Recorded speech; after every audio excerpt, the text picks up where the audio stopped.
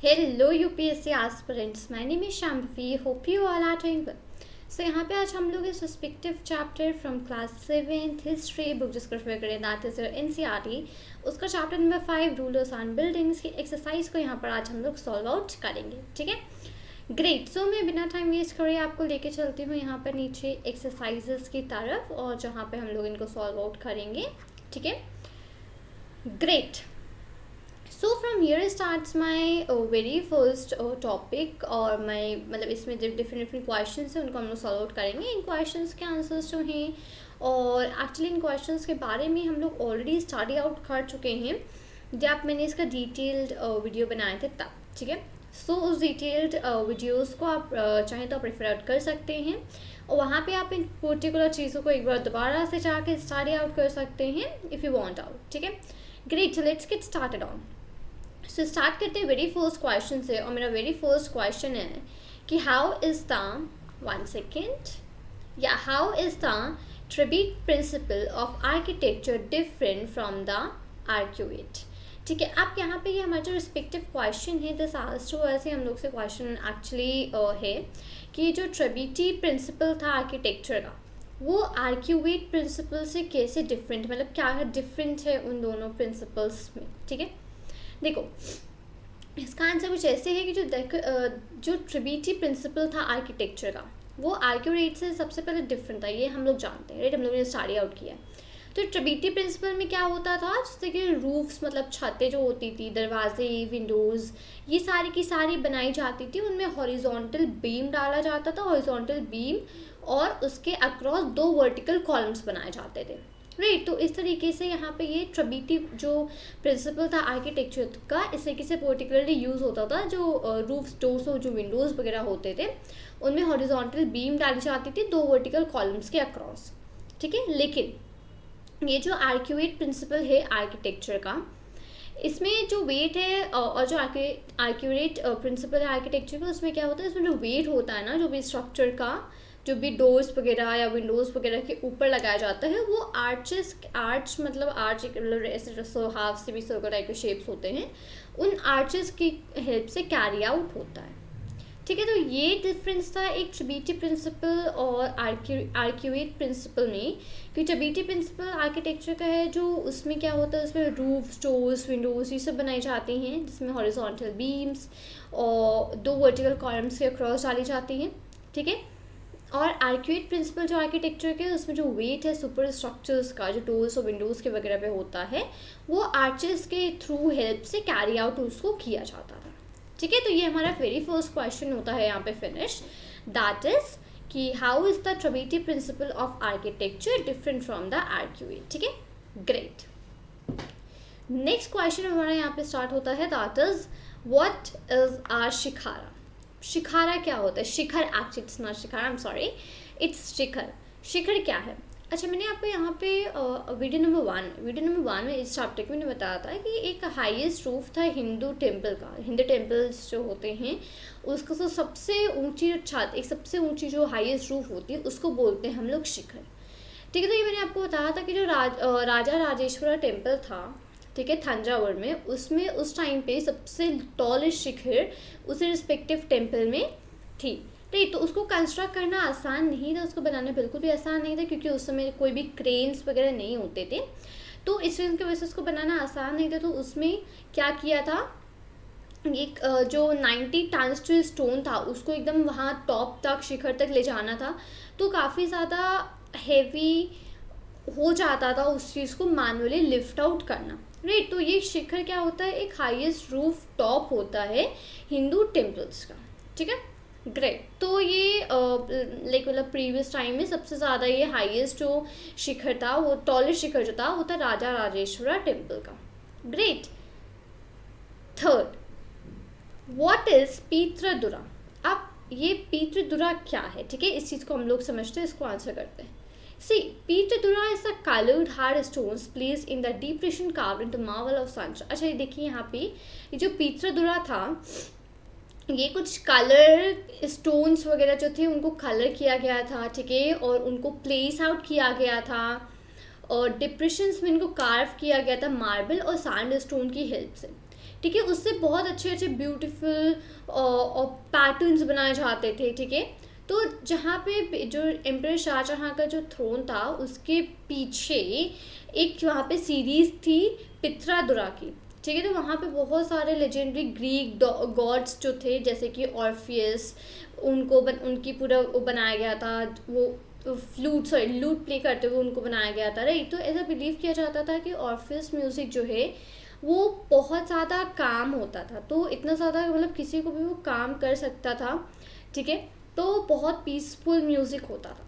तो इरिस्पेक्टिवली पित्रादुरा ये कुछ कलर्ड स्टोन्स होते थे, हैंड स्टोन्स होते थे, जिनको कि कार्व्स वगैरह में प्लेस किया जाता था। ठीक है, मार्बल्स और स्टोन्स के साथ कार्व किया जाता था इनको।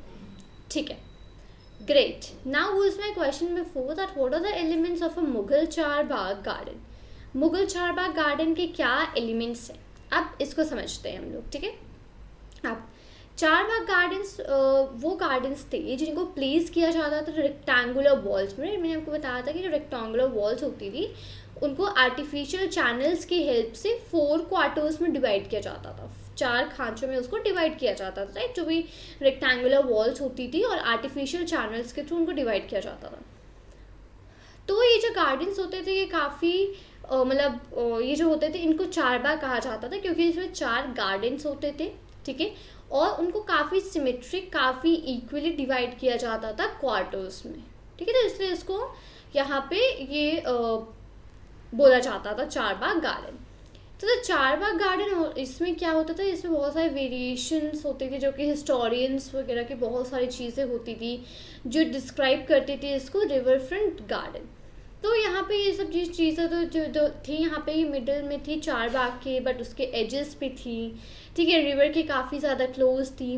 तो ये सारे एलिमेंट्स जो थे वो थे मुगल चारबाग गार्डन में। ठीक है, बट उसको चारबाग इसलिए कहा जाता था क्योंकि किसी भी एक रेक्टेंगुलर वॉल को 4 क्वार्टर्स में डिवाइड करा जाता था आर्टिफिशियल चैनल्स के through, so that was called as Charbagh, right. ठीक है, ग्रेट। तो यहाँ पे ये पर्टिकुलर क्वेश्चन नंबर 4 डन। अब let's move to question number 5। ठीक है, अब समझते हैं हम लोग कि how did a temple communicate the importance of a king. अब जो टेम्पल्स होते थे वो किंग की इम्पोर्टेंस को कैसे कम्युनिकेट करते थे। ठीक है, इस चीज़ को समझते हैं। तो जो टेम्पल्स होते थे वो प्लेसेस ऑफ वर्शिप, मतलब वहाँ पे लोग जाके वर्शिप करते थे, इसके लिए कंस्ट्रक्ट करे जाते थे टेम्पल्स, राइट। और जो किंग्स वगैरह होते थे वो अपनी पावर, अपनी वेल्थ, ठीक है, उनकी डिवोशन के पैट्रॉन की तरफ, इन सारी चीज़ों को डिमॉन्स्ट्रेट, इन सारी चीज़ों को शो करने के लिए वो टेम्पल्स कंस्ट्रक्ट करते थे। तो जो टेम्पल्स थे वो छोटे छोटे मिनिएचर्स होते थे। ठीक है, जो कि वर्ल्ड को रूल करते थे। ठीक है, जो किंग और उसके अलाइज, जैसे कि जो राजा राजेश्वर टेम्पल था, इसके अभी हम लोगों ने बात करी थी कि उसका सबसे हाईएस्ट शिखर था, तो उसी टेम्पल में उसको किंग राजा देव ने बनाया था। ठीक है, उसको किंग राजा देव ने बनवाया था अपने गॉड की वर्शिप करने के लिए, जिनका नाम था राजा राजेश्वरम। तो जनरली जो नेम होते थे रूलर्स के ना, वो उनके गॉड से काफ़ी सिमिलर होते थे, काफ़ी मिलते हुए होते थे। तो फिर जो किंग होता था ना, वो गॉड्स के नेम इसलिए रखते थे क्योंकि काफ़ी ज़्यादा ऑस्पिशियस होता था और वो चाहते थे कि वो गॉड की तरह, भगवान की तरह अपीयर करें। इसलिए जो नेम होते थे किंग्स, वो गॉड, जो अपना नाम गॉड की तरीके रखते थे। तो ये जो रिचुअल्स होते थे वर्शिप के टेम्पल वगैरह में, तो उसमें एक भगवान दूसरे भगवान को ऑनर करते थे। तो इस तरीके से यहाँ पे जो टेम्पल था वो किंग की इम्पोर्टेंस को कम्युनिकेट करता था। ठीक है, होपफुली आंसर आपको क्लियर होगा। Question number 6, an inscription in Shahjahan's Diwan Khas is described as, if there is paradise on earth, it is here, it is here, it is here. How was this image created? ठीक है, शाहजहां दीवान एक खस की जो inscription थी, ठीक है, जिसका नाम दीवान खस था, उसमें एक ये सेंटेंस था कि अगर कहीं पे धरती में पैराडाइज है तो वो यहाँ है, वो यहाँ है, वो यहाँ है। ठीक है, तो अब इसके बारे में समझते हैं कि जो इमेज थी कैसे बनाई गई थी और सब चीज़ें। तो शाहजहाँ के टाइम पे बहुत अलग अलग एलिमेंट्स थे मुग़ल आर्किटेक्चर के, ठीक है, जिनको इकट्ठा फ्यूज़ करा गया था, ठीक है। तो उसका जो रीजन था उस टाइम पे वो बहुत ज़्यादा अमाउंट ऑफ काफ़ी ज़्यादा कंस्ट्रक्शन एक्टिविटीज़ वगैरह हो रही थी, स्पेशली आगरा और दिल्ली में तो बहुत ही ज़्यादा कंस्ट्रक्शन की एक्टिविटीज़ हो रही थी। तो ये जो हॉल्स वगैरह थे, पब्लिक और प्राइवेट अलायंस वगैरह थे, वो काफ़ी ज़्यादा केयरफुली उनको प्लान किया जाता था, ठीक है। तो ये जो कोर्ट्स होते थे उसमें बहुत लार्ज, बहुत मतलब बड़े बड़े कोर्टयार्ड्स वगैरह बनाए जाते थे, ठीक है। उनको चहल सुतून के नाम से बोला जाता था, और उसमें बहुत बड़े बड़े मतलब पिलर्ड हॉल्स वगैरह भी बनाए जाते थे। तो वहाँ पे जो ऑडियंस होती थी वो उस हॉल में स्पेशली आती थी। वहाँ पे जो मॉस्क का पूरा जैसे रिजेम्बलेंस, मतलब पूरा स्ट्रक्चर वगैरह मॉस्क की तरह होता था वहाँ पे, ठीक है, जिसमें कि जो शाहजहाँ का थ्रोन था वो वहाँ पे था, और फ्रीक्वेंटली उसको किबला बोला जाता था। तो ये किंग का जो रिप्रेजेंटेटिव आइडिया था, जो भगवान अर्थ पे थे उनके लिए सजेस्ट किया था, उनके आर्किटेक्चरल फीचर्स से ये सारी चीज़ सजेस्ट करी गई थी, ठीक है। ग्रेट, होपफुली ये क्वेश्चन क्लियर है। Next question number 7, how did the Mughal court suggest that everyone, the rich and the poor, the powerful and the weak, they receive justice equally from the emperor? अब ये जो Mughal court था वो कैसे suggest करता था कि जो रिच है चाहे पुअर हैं, जो पावरफुल हैं या फिर जो वीक हैं, उन सबको जस्टिस इक्वली मिलता है एम्परर से। तो मुगल का जो कोर्ट था वही सजेस्ट करता था सबको ये सारी चीज़ें। कैसे करता था ये समझते थे। सो जो कनेक्शन जो था कि रॉयल जस्टिस और जो कोर्ट के बीच में था, वो शाहजहाँ ने इस तरीके से एम्फसाइज किया था एक नए कंस्ट्रक्टेड कोर्ट में, जो कि रेड फोर्ट में था दिल्ली में, ठीक है। तो इस एम्परर के जो शाहजहाँ थे उनका एक थ्रोन था, उसमें पूरी लेजेंडरी ग्रीक गॉड जो थे ऑर्फियस, उनके बारे में बात करी थी हम लोगों ने। वो ल्यूट प्ले करते हुए उनका एक पूरा मतलब एक स्ट्रक्चर बनाया गया था। सो ये बिलीव किया जाता था कि ऑर्फियस का म्यूज़िक इतना ज़्यादा काम है कि जब तक वो कोएग्जिस्ट करेंगे वो पीसफुली ही कोएग्जिस्ट करेगा। तो जो कंस्ट्रक्शन था शाहजहाँ के ऑडियंस का, वो उसका एम ये था कि वो कम्युनिकेट कर पाएँ किंग से जस्टिस के लिए, ठीक है, जो भी हाई लो जो भी इक्वल्स हैं उन सबके लिए कम्युनिकेट कर पाएँ और एक वर्ल्ड क्रिएट कर पाएँ जहाँ पे सब लोग हारमोनी के साथ इकट्ठा रहते हैं, ठीक है। तो ये था हमारा क्वेश्चन नंबर 7 का answer. And then moving to the question number 8, what role did the Yamuna play in the layout of the Mughal city at Shahjahanabad, ठीक है। अब यहाँ पे जो यमुना थी उसने क्या रोल प्ले किया था न्यू मुगल सिटी शाहजहानाबाद में जो थी, उस पर क्या लेआउट का न्यू रोल प्ले किया था। तो रिवर थी यमुना, उसने काफ़ी मेजर रोल प्ले किया था यहाँ पे लेआउट में, ठीक है, नई मुगल सिटी शाहजहांबाद के लिए। तो शाहजहाँ जो थे उन्होंने अडाप्ट किया था रिवर फ्रंट गार्डन को, जो कि ताजमहल के लेआउट का था, ठीक है। तो उसमें जो काफ़ी बड़ा सा आर्किटेक्चर वगैरह जो था उसको पूरा अकम्प्लिश किया था उन्होंने अपने रीजन में। तो वहाँ पे जो वाइट मार्बल म्यूज़ियम था, ठीक है, उसको टेरेस पे लगाया गया था और रिवर के एजेस पे लगाया गया था, ठीक है, रिवर से होते हुए उसको टेरेस के एजेस पे लगाया गया था और गार्डन वगैरह में लगाया गया था जो कि साउथ में था, गार्डन के साउथ साइड पे। तो शाहजहाँ ने जो आर्किटेक्चर फॉर्म था इसमें काफ़ी ज़्यादा कंट्रोल और एक्सेस था, और जो नोबल्स वगैरह थे वो सिर्फ इस रिवर को यूज़ कर सकते थे, ठीक है। तो यहाँ पे जो एक्सेप्शनली डिवोट नोबल्स थे, जैसे कि उनका बड़ा बेटा दारा सुखो, ठीक है, सिर्फ उसको ये एक्सेस दी जाती थी कि वो इस रिवर को यूज़ कर सकें। तो और जो अलग लोग थे उन्होंने अपना जो घर वगैरह था उस सिटी से बहुत ज़्यादा दूर बनाया था, रिवर यमुना से बहुत ज़्यादा दूर अलग बनाया रखा था, ठीक है। ग्रेट। सो यहाँ पे हमारे ये सारे के सारे क्वेश्चंस जो थे, क्वेश्चन नंबर 1 2 3 4 5 6 7 8 1 till 8 जो क्वेश्चन थे उनका आंसर्स फिनिश अप होते हैं। ये आप दो क्वेश्चंस को अपने आप डिस्कस करिएगा और लेट्स डू को भी, ठीक है।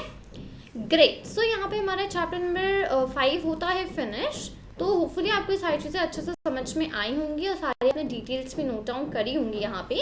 और अगर आपने नहीं किया है तो यू कैन मेक श्योर कि आप उसको कर लें, और जो भी क्वेश्चंस मैंने डिस्कस किया आप मेक श्योर करें कि उनको आप यूज़ मतलब जो भी रेफर आउट है उसको कर सकते हैं।